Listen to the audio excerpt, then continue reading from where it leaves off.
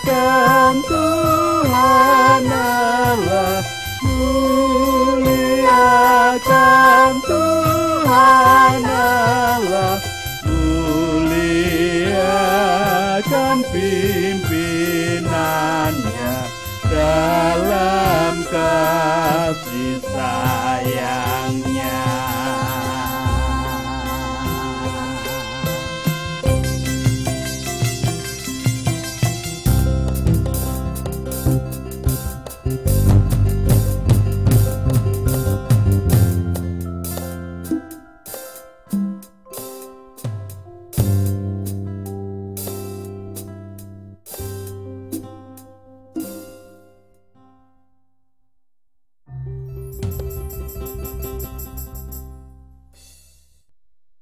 Semangat pagi, kita kembali bertemu di dalam persekutuan doa anggota keluarga Allah. Tentu sebagai anggota keluarga Allah, kita selalu merasakan kasih pertolongan yang tidak pernah berhenti yang dinyatakan Allah sendiri di dalam kehidupan kita hari lepas hari. Untuk itu mari kita kembali menyatukan hati, menyatukan pikir, menyatukan kehidupan dan waktu seutuhnya dalam persekutuan doa anggota keluarga Allah hari ini. Bersama-sama terlebih dahulu kita menyatakan pengakuan bahwa pertolongan kita hanya berasal dari Allah yang telah menciptakan langit bumi beserta segala isinya.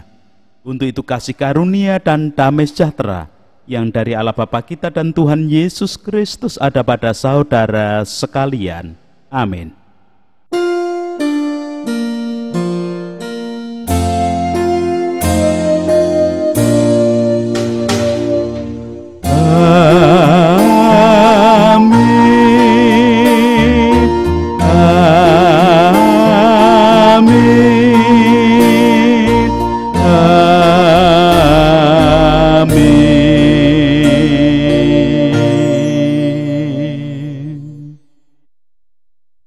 Anggota keluarga Allah, dalam perenungan Sabda hari ini kita akan bersama-sama menggunakan judul dan tema jangan pernah lali marang kabecianing liyan.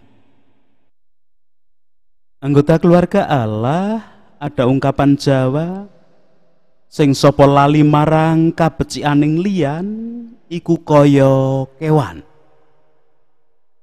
yang berarti barang siapa lupa atau melupakan kebaikan yang dilakukan pihak lain itu seperti binatang.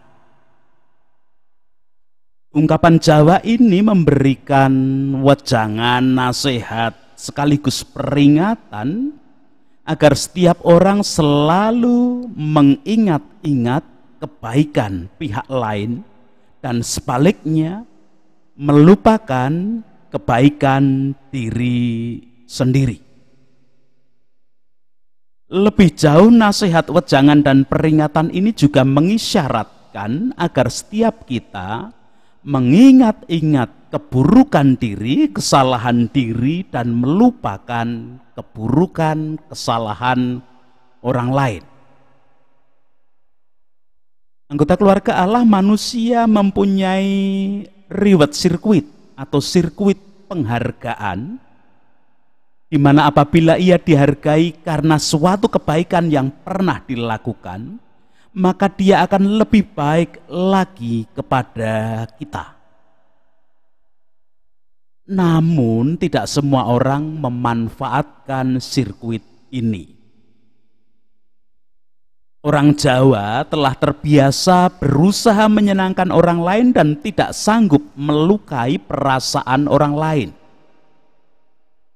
Hal yang demikian bisa kita lihat dari kebiasaan jika setiap orang Jawa sedang berbahagia selalu memberi hantaran kepada tetangga kanan kiri. Hal yang demikian diperkuat dengan falsafah Jawa yang lain yang dinyatakan demikian. Yen sira dibeciki liyan tulisen ing watu, dene yen sira gawe kabecikan marang liyan tulisen ing lemah pasir. Yang berarti jika engkau menerima kebaikan orang lain, tulis dan ukirlah di batu. Namun jika engkau melakukan kebaikan kepada orang lain, tulislah di tanah pasir. Anggota keluarga Allah, apa yang tertulis dan diukir pada batu akan sulit terhapus. Namun apa yang tertulis pada tanah pasir akan mudah terhapus. Dengan kata lain, jangan pernah menghitung-hitung kebaikan yang kita lakukan untuk orang lain ataupun pihak lain, tetapi selalu hitunglah dan ingatlah terus akan kebaikan yang pernah orang lain lakukan kepada kita. Orang yang suka menghitung kebaikan yang telah dilakukan kepada pihak lain, maka akan menggerus rasa ikhlas di dalam dirinya. Sebaliknya, rasa pamrih akan muncul dan semakin besar perkembangannya hingga pada akhirnya akan menjadikan semangat untuk memamerkan kebaikan diri. Tentu itu yang negatif, yang keluar. Nasihat bijak masyarakat Jawa mengajarkan agar tidak mengingat bantuan dan kebaikan yang telah dilakukan kepada orang lain dengan dasar keyakinan bahwa Tuhan melihat dan Tuhan tidak akan pernah memberikan kebaikan kepada manusia. Anggota keluarga Allah, jangan pernah mengingat-ingat kesalahan orang lain, namun hendaknya mengingat kesalahan diri yang dilakukan kepada orang lain. Orang yang mengingat kesalahan orang lain akan diliputi perasaan dendam. Dendam akan mematikan kreativitas hidup karena akan dipenuhi dengan niat jahat untuk berusaha membalas. Sebaiknya kita berprasangka baik terhadap kesalahan orang lain. Dengan begitu kita akan lebih mudah untuk memaafkan kesalahan orang lain dan akan selalu melihat diri, berintrospeksi diri, memperbaiki kesalahan di dalam diri. Anggota keluarga Allah, tidak mengingat-ingat kesalahan orang lain bukan berarti melupakannya. Karena dengan melupakan kita justru akan kehilangan kewaspadaan diri. Ajaran agar tidak mengingat-ingat kesalahan orang lain berarti tetap catatlah kesalahan itu, tetapi jangan pernah mengungkit-ungkit karena akan mengganggu hubungan kita. Karena sebenarnya tak selamanya dan tidak selalu orang akan berbuat salah dan berbuat jahat. Pada dasarnya sebenarnya tidak ada orang yang pengen berbuat salah dan berbuat jahat. Mungkin saja yang dilakukannya pada masa lalu, hal yang kita sebut salah dan jahat karena ketidaktahuan, karena ketidaksadaran diri, atau juga karena kekhilapan. Tidak ada satu manusia yang sempurna, yang hanya melakukan kebaikan di dalam kehidupan. Setiap orang bisa berbuat salah dan bisa berbuat jahat. Maka orang yang melupakan kebaikan orang lain, kemudian dikatakan di dalam ungkapan tadi seperti binatang. Sekalipun Kalau kita mau mengamati dan merasakan dengan sungguh, bukankah sebenarnya banyak cerita, banyak kisah binatang piaraan yang tahu berterima kasih dan mengingat kebaikan yang dilakukan oleh manusia.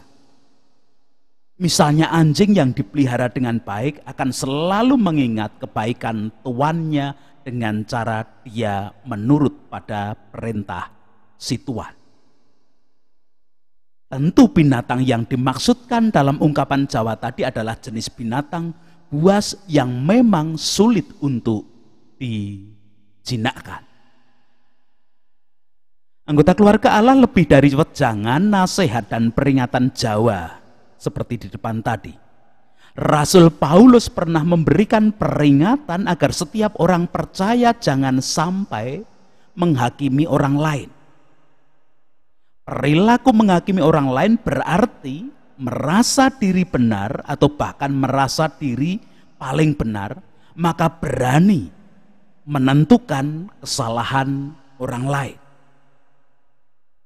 Dalam hal ini bukan hanya dikatakan sama seperti binatang, tetapi orang yang menghakimi orang lain akan menghadapi penghakiman Allah yang adil dan tidak pandang bulu. Hal yang demikian dinyatakan Rasul Paulus di dalam suratnya yang ditujukan kepada jemaat di kota Roma. Pada perenungan Sabda hari ini kita akan bersama-sama terlebih dahulu membaca, memperhatikan, mendengarkan dan merasa-rasakan pembacaan kitab suci dari surat Roma pasal yang kedua ayat 1 sampai 11 yang memberikan kesaksian demikian. Karena itu hai manusia, siapapun juga engkau yang menghakimi orang lain, engkau sendiri tidak bebas dari salah. Sebab dalam menghakimi orang lain, engkau menghakimi dirimu sendiri karena engkau yang menghakimi orang lain melakukan hal-hal yang sama. Tetapi kita tahu bahwa hukuman Allah berlangsung secara jujur atas mereka yang berbuat demikian.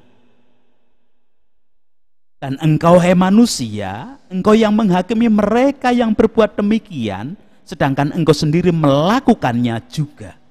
Adakah engkau sangka bahwa engkau akan luput dari hukuman Allah?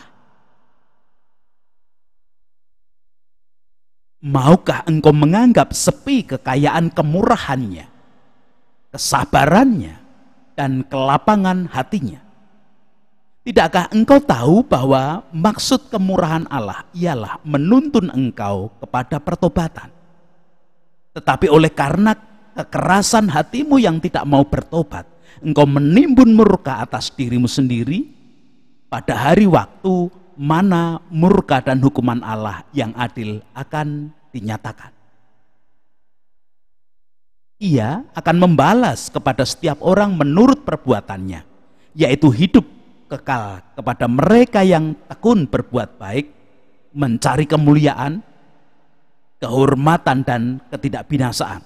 Tetapi murka dan geram kepada mereka yang mencari kepentingan sendiri, yang tidak taat pada kebenaran, melainkan taat pada kelaliman. Penderitaan dan kesesakan akan menimpa setiap orang yang hidup yang berbuat jahat, pertama-tama orang Yahudi dan juga orang Yunani. Tetapi kemuliaan, kehormatan, dan damai sejahtera akan diperoleh semua orang yang berbuat baik, pertama-tama orang Yahudi dan juga orang Yunani. Sebab Allah tidak memandang bulu. Demikian kesaksian surat Roma pasal yang kedua ayat 1 sampai 11.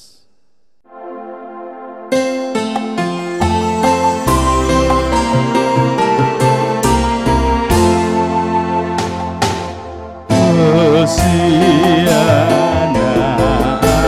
amin, Hosiana amin, Hosiana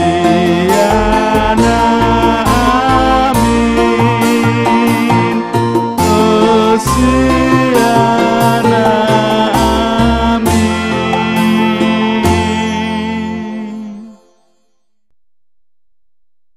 Anggota keluarga Allah, peringatan yang disampaikan oleh Rasul Paulus didasarkan pada pengakuan bahwa semua manusia yang hidup di dunia ini telah jatuh dalam dosa. Siapa sih di antara manusia yang dilahirkan karena dan dari manusia yang tidak pernah berbuat salah atau kejahatan?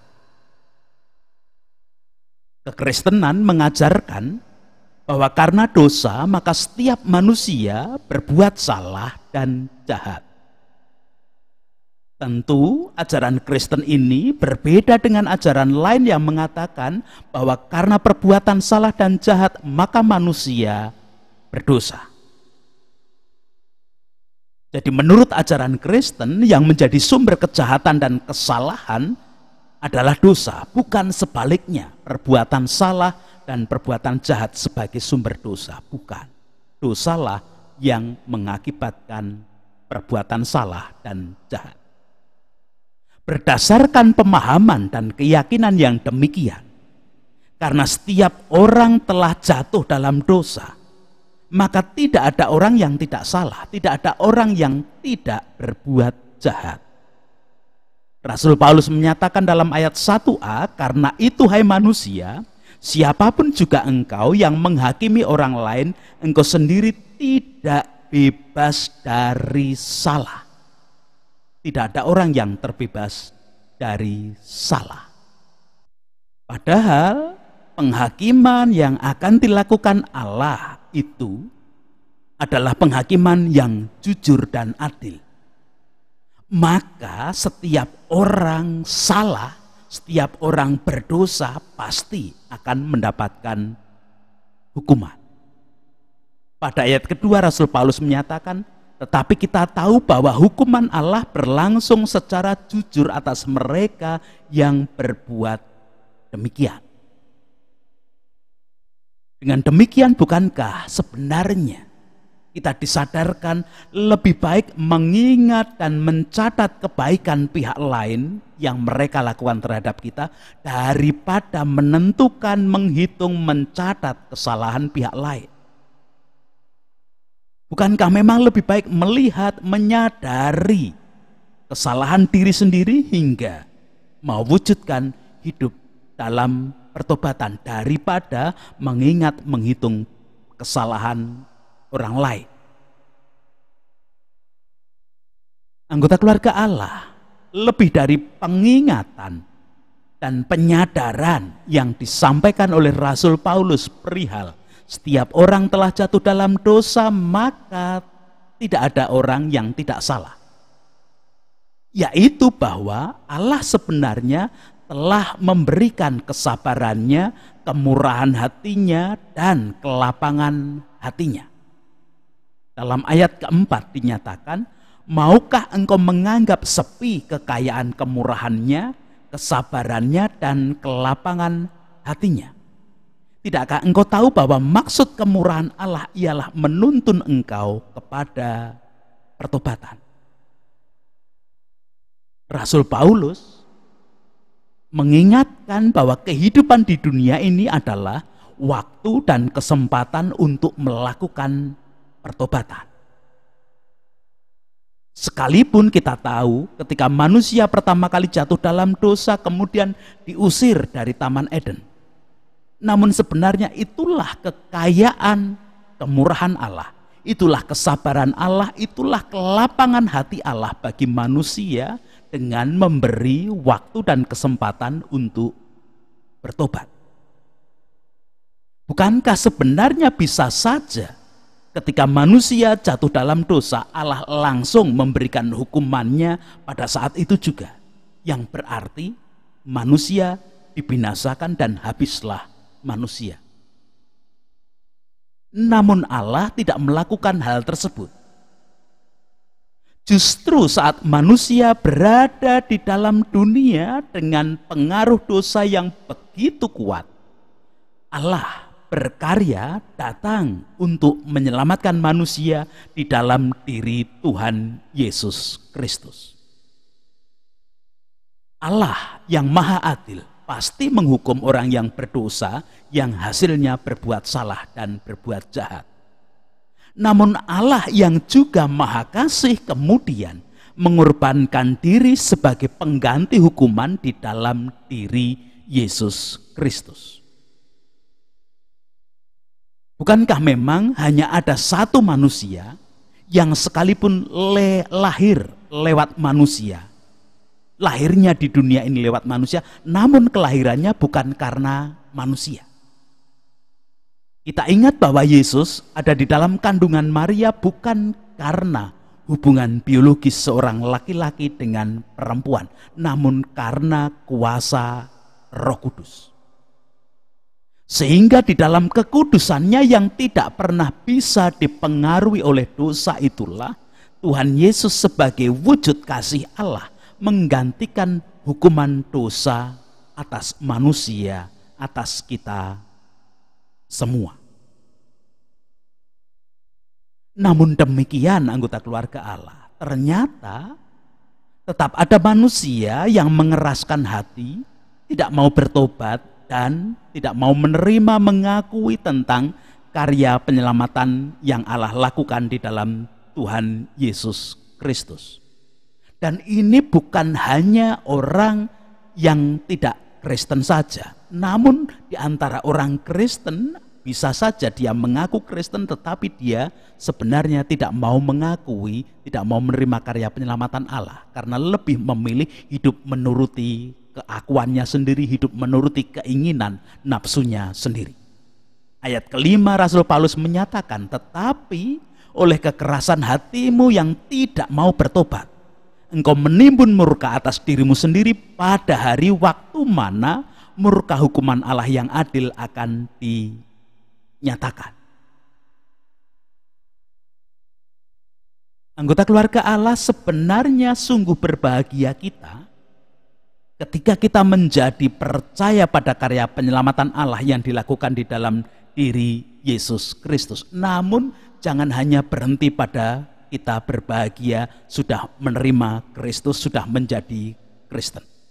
Lebih dari itu, kita harus sadar, kita harus ingat, kita harus lebih berbahagia bahwa setiap kita diingatkan, dilayakkan, dimampukan untuk selalu merasakan kekayaan, kemurahan Allah, kesabaran yang Allah lakukan, dan kelapangan hati Allah.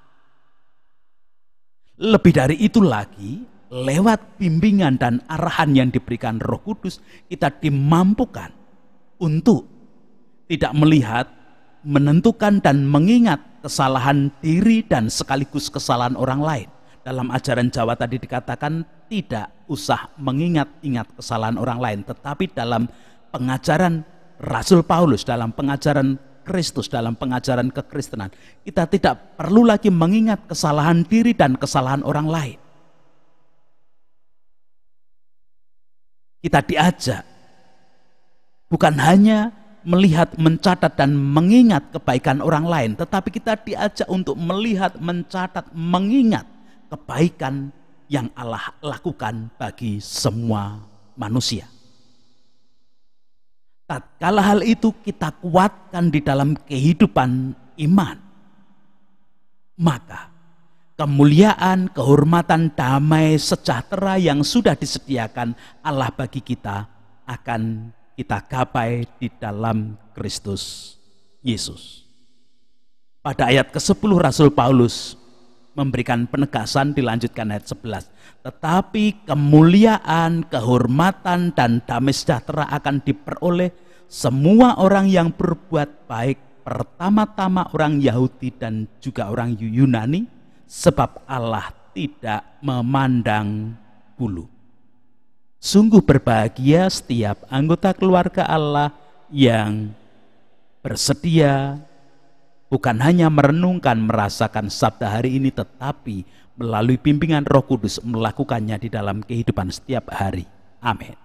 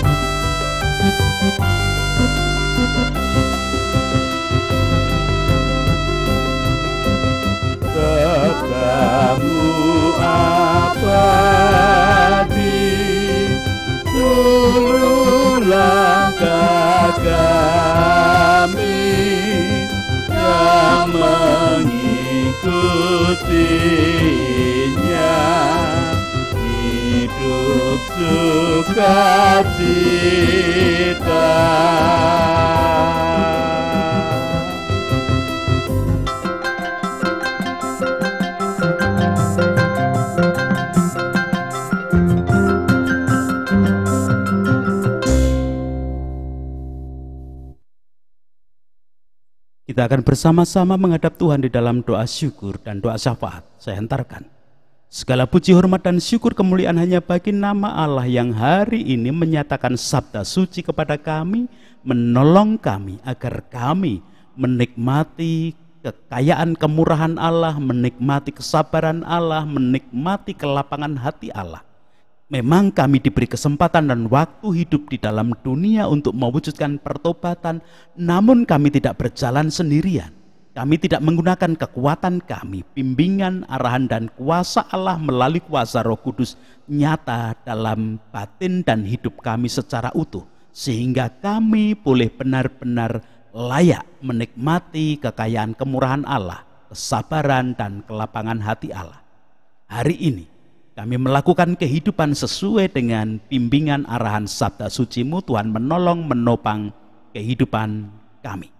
Apapun aktivitas kami yang kami lakukan, baik saat kami di rumah, saat kami di jalan, saat kami di pekerjaan, saat kami berhubungan dengan siapapun, saat kami melakukan apapun, biarlah kasih kuasa-Mu nyata dalam hidup kami, sehingga kami selalu merasakan kemurahan Allah, kebaikan Allah, kesabaran Allah, kelapangan hati Allah melalui orang-orang yang bertemu dengan kami, melalui sesama kami yang selalu Engkau pakai untuk menyatakan kebaikan bagi kami.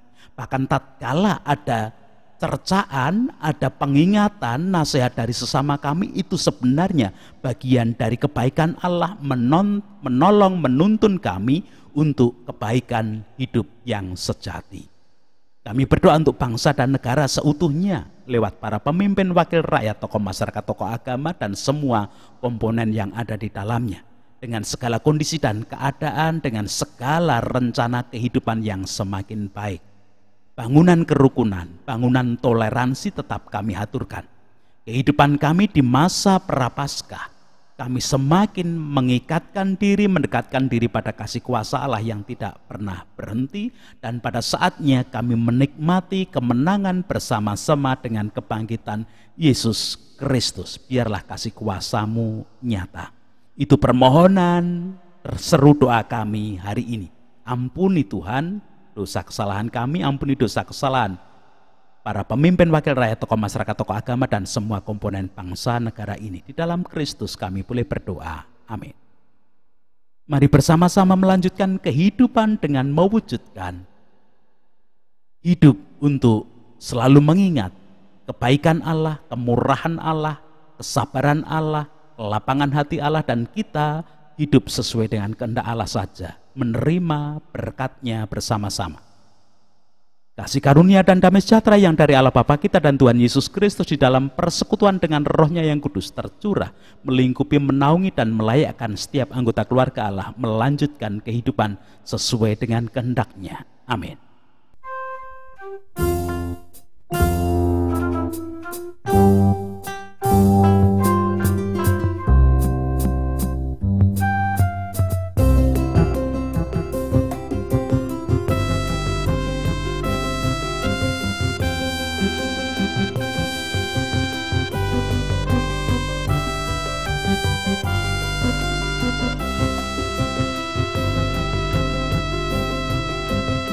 Katamu semua